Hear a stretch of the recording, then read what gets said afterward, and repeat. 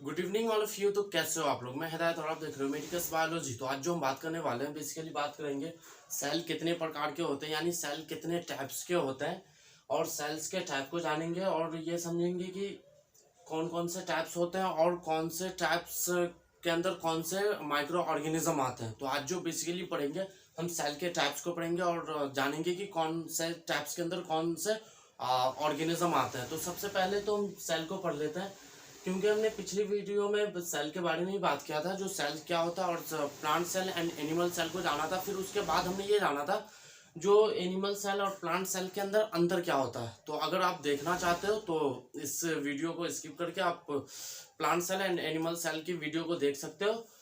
तो हमने पिछले वीडियो में ऑलरेडी बात किया था plant cell and animal cell के बारे में कि ये क्या होता है। उसके बाद फिर हमने इसके अंतर को जाना था, तो सेल को समझा था। सेल जो होता है वो सेल से ही हमारी बॉडी बनी हुई होती है, यानी हमारी जो बॉडी का निर्माण होता है वो सेल से ही होता है, यानी सेल से होता है। फिर सेल से टिश्यू बनता है, यानी सेल्स के ग्रुप को हम टिश्यू कहते हैं, और टिश्यू से एक ऑर्गन बनता है, ऑर्गन से सिस्टम बनता है, और सिस्टम से हमारी बॉडी बनती है। कहने का मतलब यह है, जैसे हम डाइजेस्टिव सिस्टम होता है, तो डाइजेस्टिव सिस्टम के अंदर क्या होता है, जो पहले तो हम बात करते हैं सेल होता है, सेल से टिश्यू बनता है, टिश्यू से क्या बनता है, ऑर्गन बनता है, ऑर्गन से एक सिस्टम बनता है, जैसे डाइजेस्टिव सिस्टम। डाइजेस्टिव सिस्टम के अंदर क्या होता है, बहुत सारे ऑर्गन्स होते हैं, जैसे माउथ आते हैं, इसोफेगस आते हैं, फेरिंग्स आते हैं, और भी जो बहुत सारी है, इंटेस्टाइन, स्टोमच, लार्ज इंटेस्टाइन सारे आते हैं। उसके बाद जो सारे ऑर्गन्स मिलके एक सिस्टम बनाती है, और सिस्टम बनाने के बाद वैसे ही बहुत सारे सिस्टमों के बाद क्या होता है, एक बॉडी बनता है, जैसे urinary system, respiratory system, digestive system, सारे सिस्टम मिलके क्या बनते हैं, एक कहे तो एक बॉडी का निर्माण होता है। तो बॉडी का जो निर्माण होता है एक सेल से होता है, यानी हमारी जो बॉडी बनी हुई है वो सेल की बनी हुई है, यानी जो यूनिट है, यानी कहे तो किसी भी जो होम का निर्माण होता है वो एक ईंट से होता है। उसी तरीके से उसका जो कहे तो यूनिट कहे तो यूनिट जो होता है वो ईंट होता है। इसी तरह हमारी जो यूनिट है वो ईंट है, ये सेल है। तो कहने का मतलब ये हमारी जो बॉडी बनी होती है सेल की बनी होती है। इसलिए हम जो पढ़ रहे हैं सेल को पढ़ रहे हैं, तो हमें तो जानना, ये पता होना चाहिए जो सेल क्या होता है। तो अब जान गए होंगे जो सेल क्या होता है। तो सेल को ही हम डिफाइन करेंगे और ये जानेंगे कि सेल कितने टाइप्स के होते हैं। यानी भाई हम इतने बड़ी चीज को पढ़ रहे हैं, जो हमारी पूरी बॉडी का निर्माण सेल से ही हो रहा है, तो हम ऑफकोर्स हमें ये पता होना चाहिए जो ये कितने प्रकार के होते हैं और कौन से ऑर्गेनिज्म किसके अंतर्गत आते हैं। तो आज जो पढ़ेंगे वो सेल को पढ़ेंगे। तो देखते हैं सेल क्या होता है, यानी सेल हमने जान लिया सेल क्या होता है। तो जो सेल के जो टाइप्स होते हैं वो 2 टाइप्स होते हैं, प्रोकैरियोटिक एंड यूकैरियोटिक। आप ऑलरेडी देख रहे हो प्रोकैरियोटिक, यूकैरियोटिक।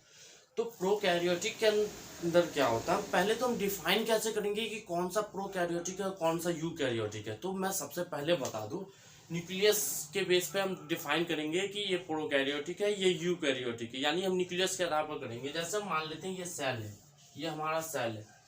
सेल के अंदर अगर न्यूक्लियस हो, न्यूक्लियस ये समझ लो न्यूक्लियस है, तो न्यूक्लियस जो होता है वो न्यूक्लियस एक मेम्ब्रेन के द्वारा घिरा होता है, यानी उसे हम कहते हैं न्यूक्लियर मेम्ब्रेन।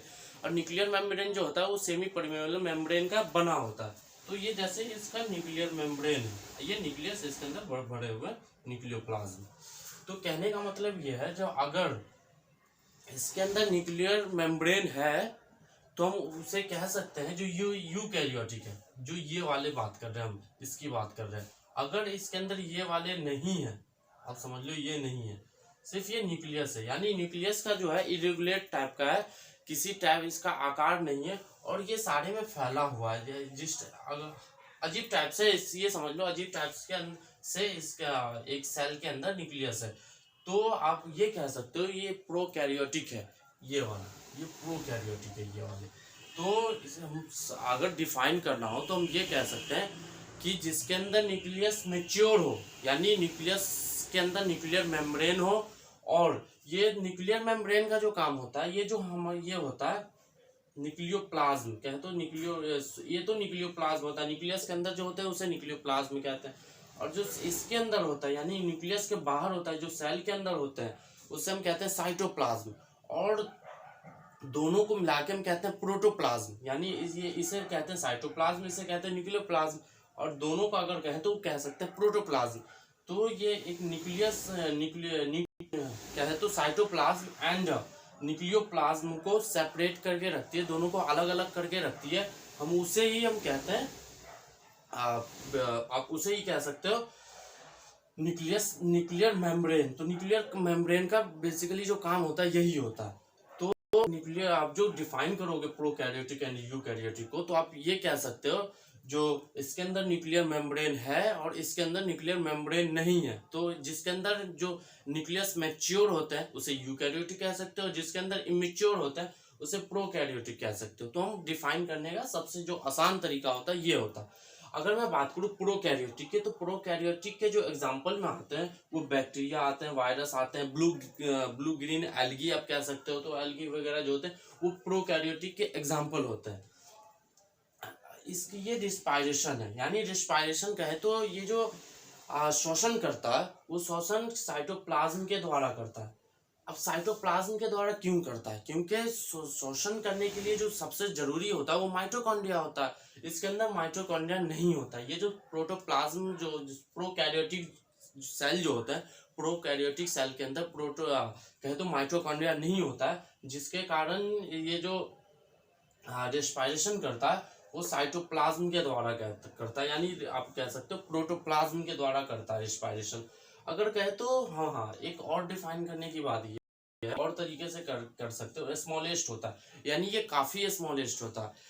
आप इसे बहुत ज्यादा जूम करने पर दिखाई देता है, इलेक्ट्रॉन माइक्रोस्कोप से देखोगे, लेकिन ये जो होता है वैसे आप कहीं कहीं बहुत सारे जो यूकैरियोटिक सेल होता है आप उसे भी देख सकते हो, वैसे ही देख सकते हो जैसे फंगस वगैरह होते हैं वैसे ही देख सकते हो। बहुत सारे होते हैं जो माइक्रोस्कोप से आसानी से दिख जाते हैं, यानी कि जूम वूम करने की जरूरत नहीं होती है। तो ये यूकैरियोटिक होते हैं, ये काफी स्मॉलेस्ट होते हैं, ये स्मॉलेस्ट सेल होते हैं, ये बिगेस्ट सेल होती है, ये कह सकते हैं। इसके अंदर जो राइबोसोम होता है, वो राइबोसोम जो होता है वो 70S होता है, एंड इसके अंदर जो राइबोसोम होता है वो 80S होता है। अगर मैं बात करूं तो इसके अंदर जो होता है हमने अभी कहा था माइटोकॉन्ड्रिया, यानी ये जो रेस्पायरेशन करता है वो माइटोकॉन्ड्रिया के द्वारा करता है। तो माइटोकॉन्ड्रिया के द्वारा करता है तो क्योंकि इसके पास माइटोकॉन्ड्रिया है, तो हम रेस्पायरेशन का काम ही होता है माइटोकॉन्ड्रिया, यानी ये O2 का काम करता है। तो रेस्पायरेशन के लिए जो होता है वो माइटोकॉन्ड्रिया होता है। इसके अंदर गोल्जी बॉडी होती है, कहे तो गोल्जी बॉडी कहे तो माइटोकॉन्ड्रिया है तो गोल्जी बॉडी तो होगी, क्योंकि गोल्जी बॉडी का जो काम होता है जो कहे तो एनर्जी जो पावर हाउस होता है, ये माइटोकॉन्ड्रिया जो होता है वो एनर्जी का पावर हाउस होता है। तो एनर्जी का पावर हाउस है, तो एनर्जी ले जाने के लिए भी तो चाहिए। अगर हमें हमारे किसी ऑर्गन को एनर्जी की जरूरत है तो गोल्जी बॉडी है, तो गोल्जी बॉडी का काम होता है सेंट्रोसोम, यानी सेंट्रोसोम का है तो इसके अंदर विभाजन, सेंट्रोसोम का जो काम होता है विभाजन का होता है। तो विभाजन तो इसमें भी होता है लेकिन बहुत ज्यादा फास्ट होता है, तो इसके अंदर सेंट्रोसोम का ये नहीं होता, इसके अंदर प्रोसेस होती है। तो सेंट्रोसोम होता है, लाइसोसोम जो होता है, यानी हमारी जो सेल्स होती है, लाइसोसोम का भी जो होता है फेगोसाइट्स वगैरह होते हैं जो माइक्रो ऑर्गेनिज्म को किल करने का भी काम करती है। अगर सेल्स डेथ कर जाती है तो ये खुद से डेथ कर देती है सेल को। तो लाइसोसोम का बहुत सारे फंक्शंस होते हैं, तो ये लाइसोसोम इसके अंदर होता है। अगर मैं बात करूं तो प्रोकैरियोटिक को हमने जो डिफाइन किया था वो इतने ही थे, लेकिन यूकैरियोटिक सेल जो होते हैं, यूकैरियोटिक जो होता है वो 2 टाइप्स के हो जाते हैं, जैसे animal cell and plant cell. हमने एनिमल सेल को भी पढ़ रखा है, प्लांट सेल को भी पढ़ा, तो हमें यहाँ पे पढ़ने की जरूरत नहीं है। अगर आप देखना चाहते हो तो देख सकते हो animal cell and plant cell दोनों की वीडियो। तो यूकैरियोटिक एंड प्रोकैरियोटिक्स में जो अंतर होते हैं बेसिकली अंतर यही होता है। तो आई होप आपको वीडियो पसंद आई होगी, तो वीडियो को लाइक करें, सब्सक्राइब करें और कमेंट में ज़रूर बताएं वीडियो आपको कैसी लगी। तो थैंक यू, जय हिंद एंड जय भारत।